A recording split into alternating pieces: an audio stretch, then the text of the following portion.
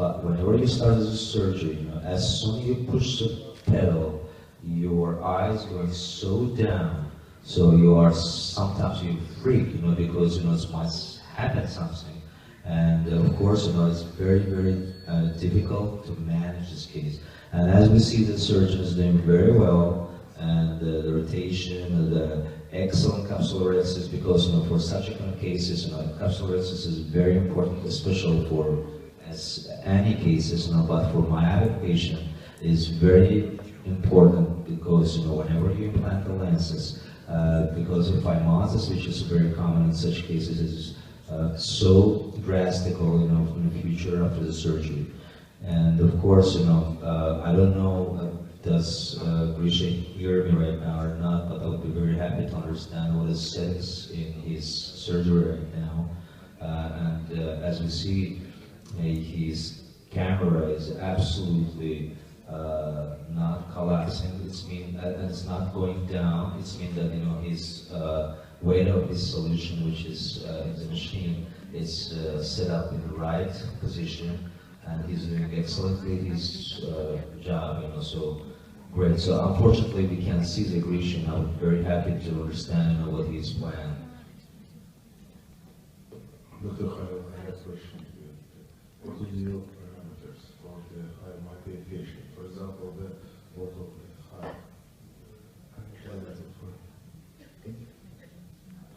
Well, that is a really most important question problem for such kind of cases. In this particular case, the bottom of the eye is not so high, so I just put it down up till 60, 65, because the xanals in such kind of high myopia, like with 31, 32 lengths of the eye, it's very important to have it in such a manner. Otherwise, you would, with the jumping of the pressure of the water inside of the eye, the lens can go down easily. So whenever you just do such a kind of high myopia, you have to just grab some crystalline, you have just to grab some of yourself, just chop it and eat it quietly without any pressure. That is a great, what he's doing right now there. So probably the question which you had, just a nice demonstration of what Mr. Grisha is doing there right now.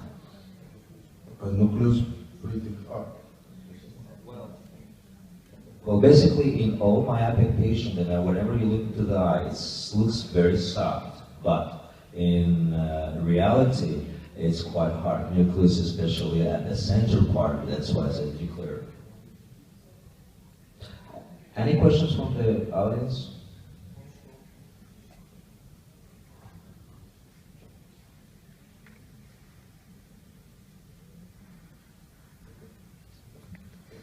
Can you ask the surgeon to slightly unzoom so we can have wider field? It seems that he can't hear us right now, but he's zooming more, so it's unzooming is better. Or probably he's hearing us. Grisha, we're doing here your job instead of you. We're just talking and talking. May you say something? At least hello. I want to comment on the pupil of the block that we can see now. You see the pupil becomes really, really dilated and the chamber goes down. So do you see right now? So what do you prefer to do? I do in this case, I go with my second instrument, lift a little bit the pupil and release the pupil of the block. Do you see? Do you think we have to do that, or what's your comment on that? Actually, it's a really great comment, from your side, and specifically, it's very dangerous, for the outgoing surgeries. And of course, in this particular case, you have to really just to continue. And what Dr. Imran says at the beginning of the insert.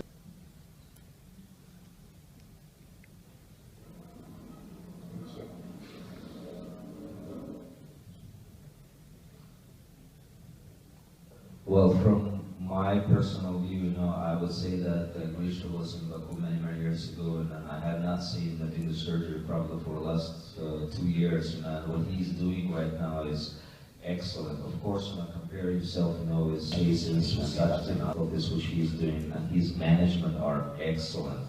So if I would have a chance to applaud myself, I would do, because it's really, really great job.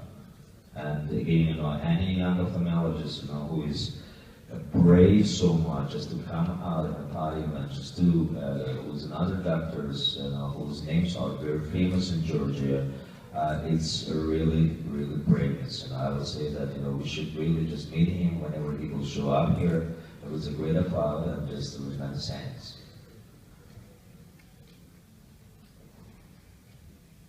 Excellent cortic exploration. We have kissing choroidals, kissing nevus, and that was beautiful. Kissing posterior capsule cleaning with a gentle touch.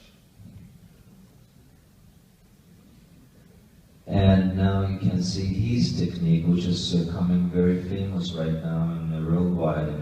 He's not using viscoelastic in implantation of intraocular lens. Well, it's too much comments concerning these techniques. Some doctors say that it's very dangerous because you might really just rupture the capsule. But it's ever since it's dependable. As you remember, that's great. What he does is really interesting. That you have to remember, of course, the history. Right now, we've just been saying about the high myopia, and of course, the incidence of the anterior chamber is really high. So basically, whenever you just use a high volume of the irrigation, so your anterior chamber is very deep. In this particular case, it's not necessary probably, to use the viscoelastic, and I myself, I like this technique, because for most year, I'm not using any more viscoelastic, for implantation intraocular lens. And of course, you have very specific cases like pseudofiliation or posterior rupture. In this particular case, you have to use viscoelastic. But in general, such a kind of technique, first of all, it decreases your time. Second of all, it decreases your complication with OVD behind the lens. And third of all, it's make you much faster and more brave, whatever you do. Of course, this is a personal approach. This is a personal point of view. And in this particular case, the surgeon is supposed to elect what he's doing. It's excellent, again, excellent job, excellent presentation, with excellent braveness. And I said again, it's not easy for a young surgeon just to be in this podium with other doctors and do what he does. And I have a question for retina surgeons. What do you think concerning this kind of implantation, without using the OVD in anterior chamber? Does it